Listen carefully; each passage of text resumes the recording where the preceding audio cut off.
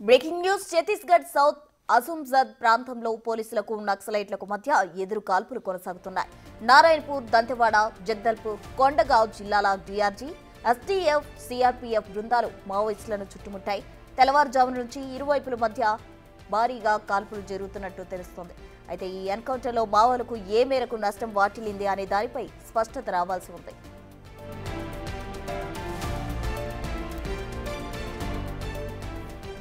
నెల 15న కేంద్ర హోంమంత్రి అమిత్ షా బస్తర్లో పర్యటించనున్నారు. షా బస్తర్ పర్యటనకు ముందు మావోయిస్టు దళాలు చురుగ్గా తిరుగుతున్నట్టు పోలీసులు సమాచారం అందింది. మా ప్రాంతంలో పెద్ద సంఖ్యలో నక్సలైట్లు ఉన్నట్టు పోలీసులకు తెలిసింది. ఈ సమాచారం ఆధారంగా 4 జిల్లాల నుండి 1000 మందికి పైగా సైనికులను ఆపరేషన్ కోసం తరలించారు. గురువారం తెల్లవారుజామున 3 గంటలకు సైనికులు నక్సలైట్ల మధ్య ఎన్కౌంటర్ ప్రారంభమైంది. అడపాదడపా కాల్పులు కొనసాగుతున్నాయని బస్తర్ ఐజీ సుందర్ రాజన్ తెలిపారు. సాయంత్రం లోపు ఆపరేషన్ పూర్తయ్యే అవకాశం ఉంది. అప్పటికి పూర్తి సమాచారం రావచ్చని ఐజీ పేర్కొన్నారు.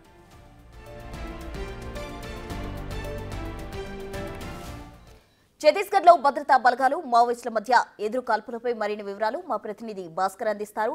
భాస్కర్, చెప్పండి, ఎదురు కాల్పులు ఎప్పటి నుంచి జరుగుతున్నాయి? ప్రాణ నష్టం ఏమైనా జరిగిందా?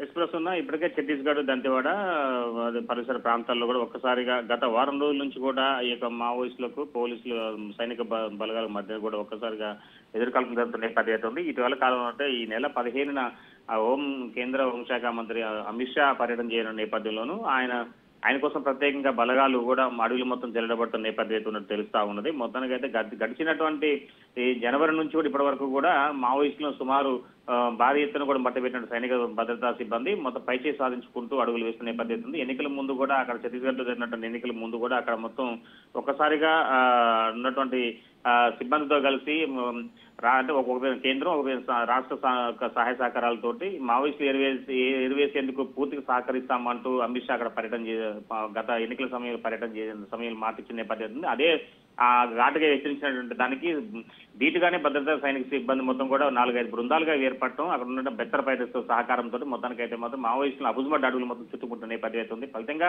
గత వారం రోజుల నుంచి చూసుకుంటే మాత్రం ఇప్పటివరకు 7 మావోయిస్టులు ఇన్ఫార్మర్ నేపథ్యంతో 7 సాధారణ ప్రజలు హతమార్చిన నేపథ్యంలోనూ ఒక్కసారిగా ఈ యొక్క అమిత్ షా పర్యటన రానున్న నేపథ్యంలోనూ ఇంకా మావోలు దూకుడు తత్వంతో వాళ్ళ వ్యూహాలకు పదును పెడుతున్న నేపథ్యంలో పసిగట్టినటువంటి ఇంటెలిజెన్స్ వర్గాలు మొత్తానికైతే అమిత్ షా పర్యటన సక్సెస్ చేసే విధంగా మరోవైపున అబుజ్మడ్ అడవుల పరిసర ప్రాంతాలు అంటే దంతెవాడ, సుక్మా, మరోవైపున చూసుకుంటే పరిసర జిల్లాల్లో ఆ ఏరియా మొత్తం కూడా కాంకేర్ పరిసర ప్రాంతం మొత్తం కూడా జల్లడబడుతున్న నేపథ్యం ఉంది. ఉదయం తెల్లవారుజాము 3 గంటల నుంచి ఈ యొక్క క్రూబింగ్ మొదలైన నేపథ్యంలోనూ ఒక్కసారిగా 3:30కు ఎదురుకాల్పులు జరిగిన నేపథ్యం ఉంది.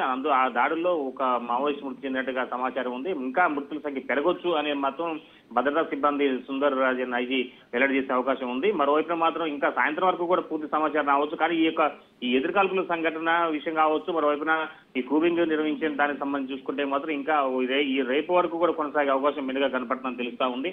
అయితే ఏది ఏమైనా ఒకవైపు కేంద్ర హోంశాఖ మంత్రి పర్యటన నేపథ్యంలోనూ మొత్తానికైతే ఈ యొక్క అడవులు జల్లడబడుతూ అబుజ్మడ్ అడవులు మావోయిస్టులకు కంచుకోట వాళ్ళంతా సేఫ్ జోన్ గా పరిగణిస్తున్నట్టు కొన్ని వేలాది ఎకరాల్లో ఉన్నటువంటి అబుజ్మడ్ అడవుల్లో వాళ్ళకు సేఫ్ జోన్ గా ఉన్న నేపథ్యం వాటిపైనే ఫోకస్ చేశారు. అర్ధరాత్రి సమయంలో కూడా అంటే వాళ్ళ మావోయిస్టుల యొక్క కార్యకలాపాలు గుర్తించే విధంగా ఐఈడీ బాంబులు నిర్వహణ చేసుకుంటూ మొత్తానికైతే మావోయిస్టులపై పైచేయి సాధించుకుంటూ వాళ్ళని చంపుడు పందెంలో వాళ్ళు ఉదయం విజయం సాధించుకుని ముందుకెళ్తున్న నేపథ్యం ఉంది ప్రస్తుతం.